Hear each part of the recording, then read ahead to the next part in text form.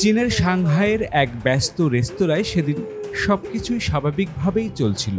চুলার হাঁড়িতে স্যুপ ফুটছে, অপেক্ষায় গ্রাহকরা। একটু পরেই তা টেবিলে টেবিলে পরিবেশন করা হবে। ঠিক তখনই নেশায় বুঁদ হয়ে দুই কিশোরের মাথায় অদ্ভুত খেয়াল চাপল। তারা গোপনে গিয়ে এক হাঁড়ি স্যুপে প্রসাব করে দিল।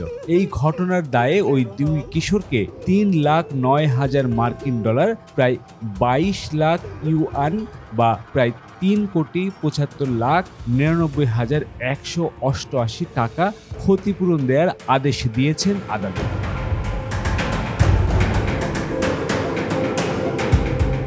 ঘটনাটি গত 22 ফেব্রুয়ারিতে চীনের সবচেয়ে বড় হটপট চেইন হাইদিলাও এর সাংহাই শাখায় ঘটেছে।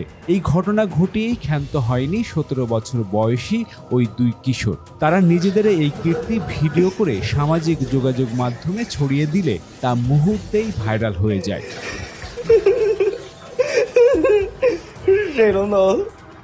এতে ব্যাপক সমালোচনা শুরু হলে ক্ষুব্ধ হয়ে ওঠেন গ্রাহকরা। এ কারণে গত শুক্রবার আদালত চীনের দুটি ক্যাটারিং কোম্পানিকে ওই ক্ষতিপূরণ দিতে দুই কিশোরকে নির্দেশ দিয়েছেন।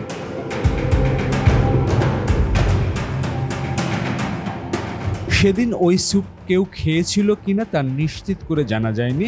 এরপরও ঘটনার পরবর্তী কয়েকদিনে ওই রেস্তোরাঁয় খেতে যাওয়া 4,000-এর বেশি গ্রাহককে তারা তাদের বিল ফেরত দেওয়া সহ ক্ষতিপূরণ হিসেবে 10 গুণ অতিরিক্ত অর্থ দেওয়ার প্রস্তাব দেয় হাইদিলাও।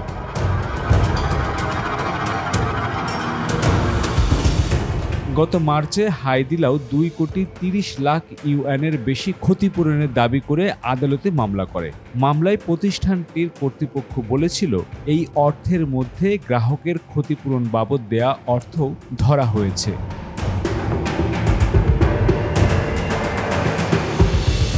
ওই দুই কিশোর অপমানজনক কাজের মাধ্যমে কোম্পানির সম্পত্তি ও সুনাম ক্ষুণ্ণ করেছে। এছাড়া এই ঘটনা জনগণের মধ্যে প্রবল অস্বস্তির সৃষ্টি করেছে।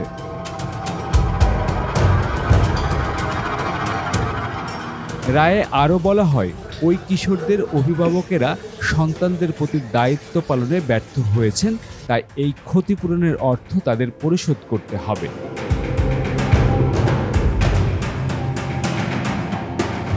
এই ক্ষতিপূরণের মধ্যে আছে কার্যক্রম ও সুনাম ক্ষুণ্ণের জন্য 20 লাখ ইউয়ান, সব হাঁড়ি, চুল্লি, এমনকি টেবিলও বদলে ফেলা সহ জীবাণুমুক্তকরণ বাবদ এক ক্যাটারারকে 1,30,000 ইউয়ান এবং আইনি খরচ বাবদ 70,000 ইউয়ান।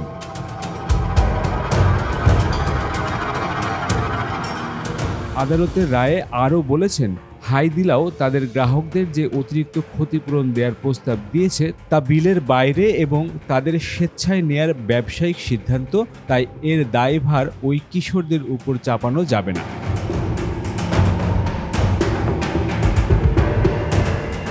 হাইদিলাও ইতিমধ্যে তাদের সব সরঞ্জাম বদলে ফেলেছে এবং পরিষ্কার পরিচ্ছন্নতা সহ সব কিছু জীবাণুমুক্ত করেছে।